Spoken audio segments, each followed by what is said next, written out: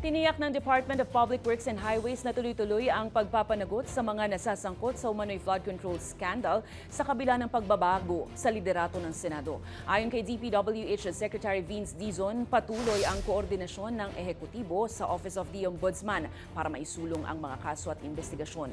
Lumutang kasi ang pangamba na maaaring maisantabi ang investigasyon ng Senate Blue Ribbon Committee matapos mapalitan si Senator Panfilo Ping Lacson bilang chairperson ng komite.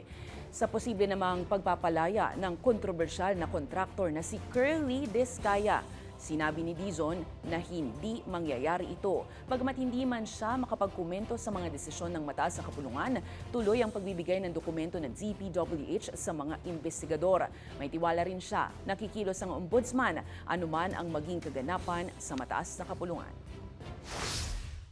We will make sure na si Curly soon makakasama na niya yung asawa niya sa kulungan. Hindi tayo papayag doon. No? Ikagawa, yung sa Blue Ribbon, ano yan, no? Hindi ako makakapag-comment yan. Yan ano yan, no? Kailangan desisyonan ng Senado yan. No? Kami sa executive, tinutuloy-tuloy namin ang pagpo-provide ng documentation. Nakikipagtulong kami hindi lang sa Blue Ribbon, kundi sa Ombudsman. At may tiwala tayo na yung Ombudsman na action yan. Regardless kung ano mangyari sa Senado,